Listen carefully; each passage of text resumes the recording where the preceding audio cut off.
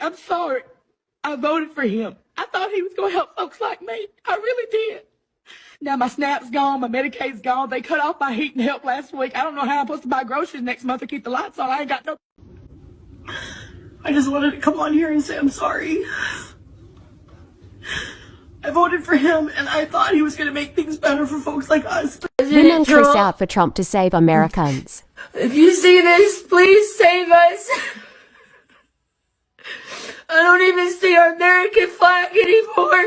Biden is talking with some kind of crazy flag. This is America. I'm angry. I'm angry because I'm on my way over to vote no on the Republicans' bill to keep funding ICE. Let me tell you just how bad this bill really is. This budget rewards ICE with $10 billion more dollars. That is on top of the $75 billion that Republicans gave ICE over the summer. And this budget does nothing to rein in ICE. Nothing. Even after masked federal agents shot and killed another American citizen. It does nothing for Alex Preddy. It does nothing for Renee Good. It does nothing for the families and communities across this country that are being terrorized by Donald Trump's ICE. It has no common sense reforms at all. So, what else does it do? Does it lower healthcare costs? Does it lower utility costs for families? No.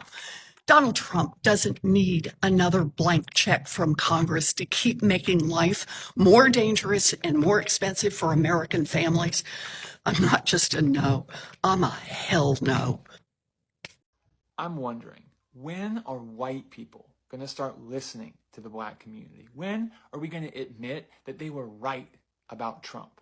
They were right during the civil rights era. They were right about abolition. And now we know, now we can see they've been right about Trump all along. They got our attention during the George Floyd protests, but we didn't listen. We were just like fair weather fans.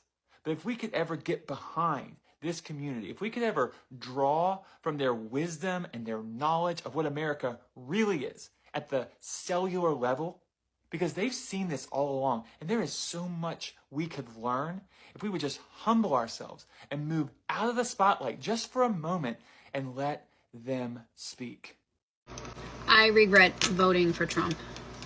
You guys told me I would, and here we are, just barely over a month after he was sworn in, and I have so many reasons, so many disappointments, and I've lost so many rights as a woman already. So I guess I'll just start listing the reasons why.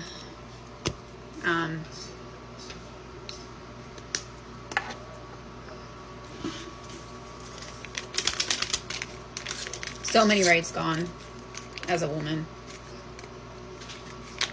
Starting with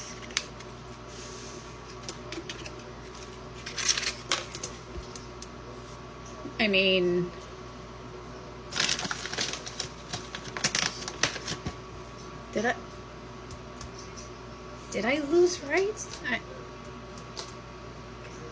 I thought I did. See, I was told so many times by the left that I lost all of my rights because I'm a woman. So I thought for sure I did, but now that I'm trying to come up with a list, it's just not coming to the tip of my tongue here. I don't know.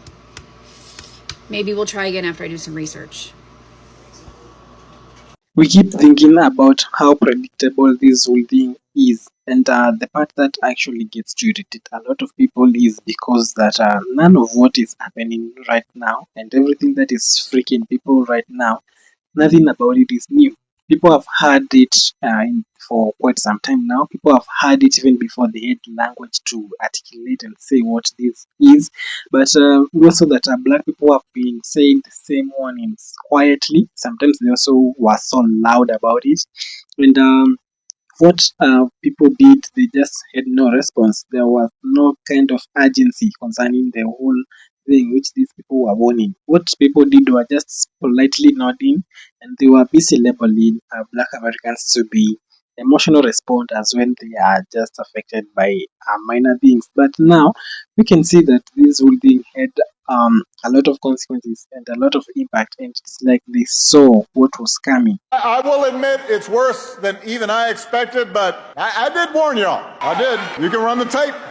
In Donald Trump's mind, the military does not exist to serve the Constitution or the American people. Like everything else, he thinks the military exists to do his bidding. And he has said that if he's elected, he'll use the military to go after, quote, the enemy within, which he seems to define as anybody who criticizes him. Trump's other big idea is to slap a tariff on everything from food to TVs. Now, almost every economist who has looked at this idea says that won't lower prices, that makes prices higher. Donald Trump's former chief of staff said that Trump told him he wanted his generals to be like Hitler's generals. Now, in politics, a good rule of thumb is don't say you want to do anything like Hitler.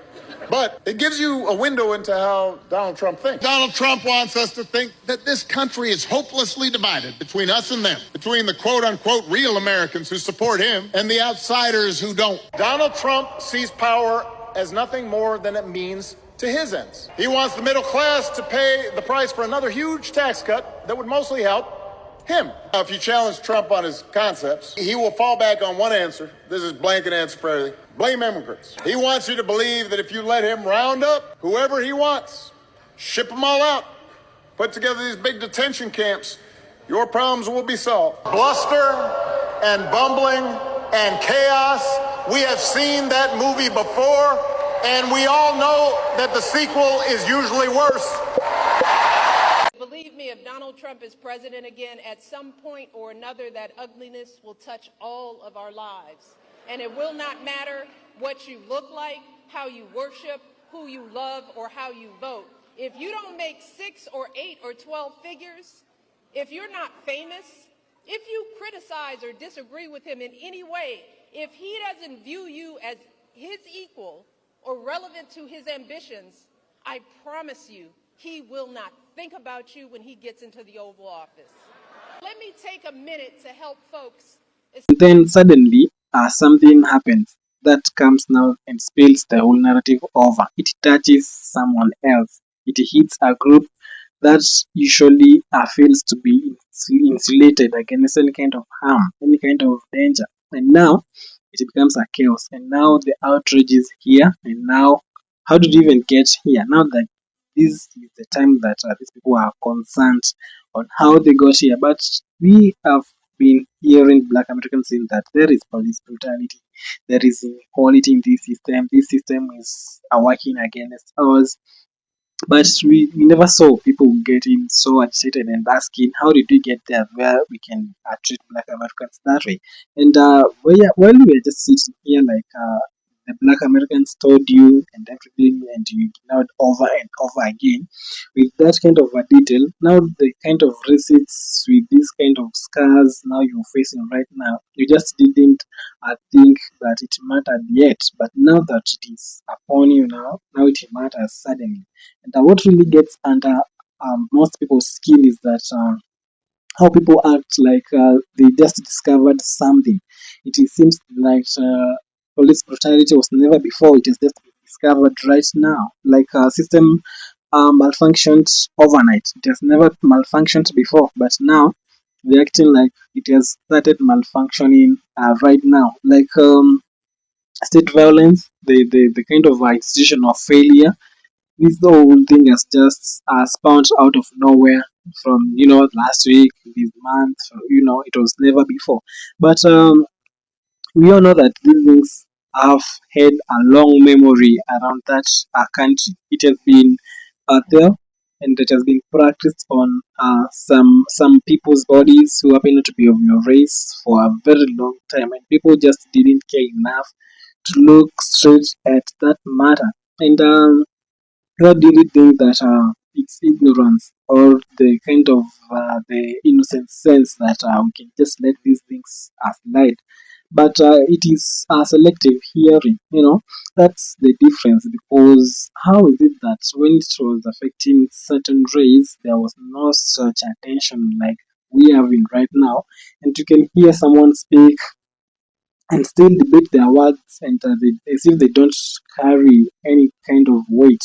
And that's been actually baked in for a lot of centuries. That's something which has been in the making, the cooking, because this system was made to work for white people, like white for white. And now this is because they were actually the architectures of the certain of this kind of system, and that's why they are not having a way to respond against this whole thing, because they have never even thought that the system will work against them. Now to treat that experience as noise instead of data, that actually doesn't vanish because the laws change or it lingers, but it has shaped their kind of instinct. Now they are panicking because they don't know how to respond to this. So when black activists lay out these kind of patterns, when they map out how power moves, and when they say that they still spread that kind of warnings, it is brushed off, and it is termed as anger, exaggeration, aggression, that these people are not even able to contain their anger. They are so unmanageable. And then at the same idea gets recycled and it is rebranded, and now they are handed back as people who are so not likely to interact with in a community. Now, that part feels almost so insulting, but when you think about it deeper, you come to realize that it is refusal to admit who actually understands the system best, because these people have known how to survive and walk around and to have their way within this kind of system. Now, what bothers is that this kind of assumption that the system can still be fixed without changing who leads the kind of thinking which these people are having. Same structures, same institutions, same instincts, just a louder concern. People just are screaming louder this time. That's not going to work. And if people who actually are were the main target at first were also the ones who were actually paying the closest attention, then ignoring these kind of strategies makes no sense. And all these kind of movements we might not even yield, because what we have seen that black movements yielded things, concerning the civil rights acts, they are enjoying the same. So we are hoping that these whole movement which are happening right now, they will also yield results. And I'm not talking about guilt or to blame anybody. We're just talking about this kind of competence, and about listening people who already have survived that thing which you're trying to fight, and that thing you're afraid of. You should just collaborate and also listen to what they were saying. But we think that it is too late for them, because the damage has already started, and trying to be concerned right now shows you are so hypocritical concerning the same. Now the difference between joining struggle and trying to steer it without knowing the terrain, that's where you are getting it wrong. So listeners and whatever watching us from, let us know what you think about this whole thing. Was there nobody who would want these people rather earlier? And comment down below what you think concerning the same. And if you have not subscribed to our channel, you can support us by subscribing.